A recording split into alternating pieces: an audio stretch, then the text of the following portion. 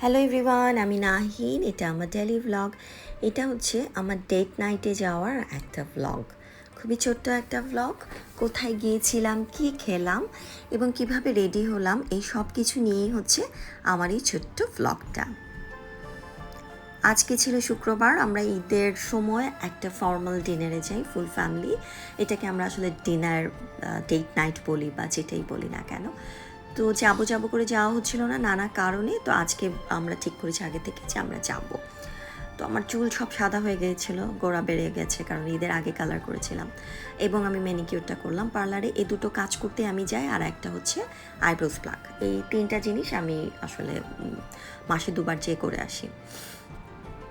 তো আমি nail polish দিতে খুব একটা পছন্দ করি না, কারণ আমার হাতটা পচা, আমাকে নেল পালিশ দিলে ভালো লাগে না। তো তারপর বহুদিন পরে রেড নেল পালিশ দিলাম, কারণ আমি মনে করেছি যে আজকে রেড লিপস্টিক দিব শাড়ির সাথে। সো দিলাম, এবং দেওয়ার পর আমি একটু ভালো গুড ফিল করছিলাম যে আমার হাতটা অত খারাপ লাগছিল না দেখতে।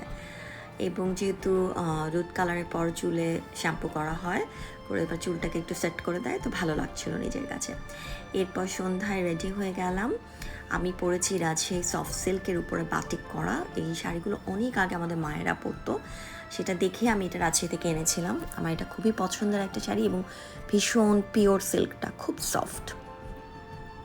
তার সাথে আমি একটু পার্লের গয়না দিয়ে এটা পরলাম। তো আমরা চলে যাচ্ছি অরোতে। অরো হচ্ছে আমার হাজব্যান্ডের ফেভারিট একটা রেস্টুরেন্ট। অরোতেও আমরা মাঝে মধ্যে যাই ডিনারে, খুব বেশি একটা যাই না, কারণ এটা স্প্যানিশ রেস্টুরেন্ট, এবং স্প্যানিশ ফুড আমার খুব একটা পছন্দ না, কারণ আমার টেস্ট পার্ডের সাথে খুব একটা যায় না, আমি খুব একটা পছন্দ করি না স্প্যানিশ ফুড। বাট আমার হাজব্যান্ডের ভীষণ রকমের পছন্দ অরো। তো রাস্তার এই পার থেকে দেখা যাচ্ছিল, ওই যে রাস্তার ওই পার হচ্ছে অরো। এই বিল্ডিংটা আমার খুব পছন্দ, কারণ এটার আর্কিটেকচারাল ভিউ খুব সুন্দর, এবং এটার উপরে একটা গোল্ডের গয়নার দোকান আছে আমিষে। সেখান থেকে আমার হাজব্যান্ড আমাকে অনেক আগে দুটো চুড়ি কিনে দিয়েছিল। আমি মনে করে এই শাড়ির সাথে সেই চুড়িটা পরেছি, গয়নাটা ওইভাবে করে সিলেক্ট করেছি। আমার ভীষণ কম গয়না আছে, তবে প্রত্যেকটা গয়নার আমার এরকম গল্প আছে, কিছু না কিছু গল্প, কিনতে যাওয়ার গল্প, কিছু একটা প্রোগ্রামকে মাথায় রেখে কেনা। তো যাই হোক, শাড়িটা পরেছি, এবং খুবই সফট, পাতলা, এবং ভীষণ ভালো মেটেরিয়ালের এই শাড়িটা আমার ভীষণ পছন্দ। এই আমরা অরোতে ঢুকে যাচ্ছি। অরোর গেটটা আমার খুবই পছন্দ, কাঠের ভারী একটা দরজা।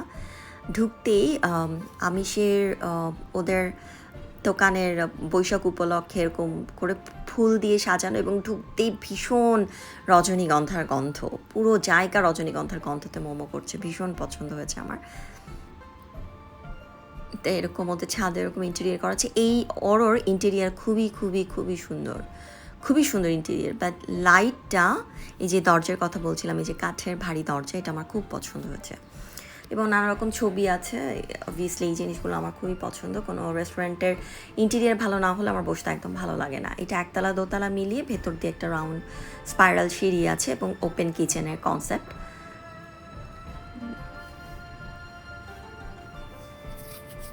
এখানে রিজার্ভেশন দিয়ে গেলে ভালো, না হলে স্পেস পাওয়া যায় না, সবসময় খুব রাশ থাকে। এবং এটা খোলার, এটা কিন্তু একদম 24 আওয়ার্স ওপেন থাকে না, এটার ডিনার টাইমে, লাঞ্চ টাইমে খোলা থাকে, এরকম কী জানি বিষয় আছে। কারণ এটা আসলে ফাইন ডাইন, সো সবসময়ের জন্য রেস্টুরেন্টটা ওপেন পাওয়া যায় না। এবং এটার ইন্টেরিয়ার সত্যি সুন্দর, এবং এখানে লাইটটা এত সুন্দর করে ডিজাইন করা যে আপনার বসলে চোখে খুব আরাম লাগবে, কোনো লাইটের আলোই প্রকট না, এবং খুবই একটা এলিগেন্ট এনভায়রনমেন্ট এরা এখানে দেয়। এটার অ্যাম্বিয়েন্সটা আপনার খুব ভালো লাগবে বসলে, এটার অ্যাম্বিয়েন্সটা আমার খুব পছন্দ, এই কারণে আমি অরতে আসতে পছন্দ করি।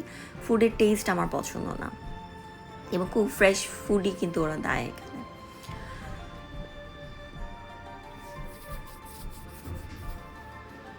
তো আমরা বসে একটু গল্প করছিলাম, নিজেদের মধ্যে নানা রকম কথাবার্তা বলছিলাম, এবং আমার ছেলেকে দিয়ে পুরো রেস্টুরেন্টটা আমি ভিডিও করিয়েছি, ও খুব ভালো মতো ভিডিও করেছে।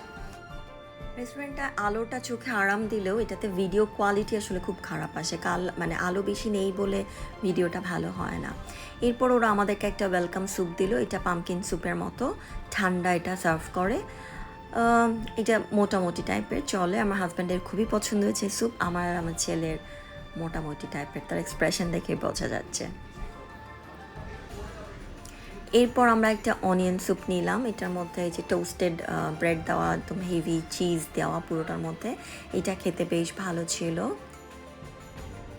এরপর টাকোস অর্ডার করা হয়েছে, আমার ছেলের পছন্দ হচ্ছে টাকোস, এবং ঢাকাতে একটা খুব ভালো রেস্টুরেন্ট ছিল লোলা, সেটার ইন্টেরিয়ার খুবই সুন্দর, সেটা টাকোস বেস্ট ছিল, বাট ওটা বন্ধ হয়ে গেছে রিসেন্টলি।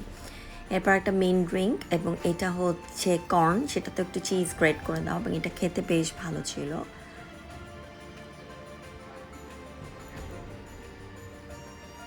এটা খেতে খুবই ভালো, মানে চিজটা ছাড়া এটা আসলে খুবই হেলদি একটা ফুড। কনসেন্ট্রেটেড যে কোনো মিল্ক প্রোডাক্ট তো খুব বেশি খেতে হয় না। এরপর একটা পাস্তা অর্ডার করেছিলাম, এবং ওদের সার্ভ করাটা খুব সুন্দর, খুব সুন্দর করে সার্ভ করে ওরা, এবং অনেক বেশি অ্যাটেন্ডেন্ট থাকাতে এরা গেস্টকে খুব সুন্দর করে অ্যাটেন্ড করে। এইটা একটা পাস্তা, বিফ পাস্তা, মোটামুটি টেস্ট।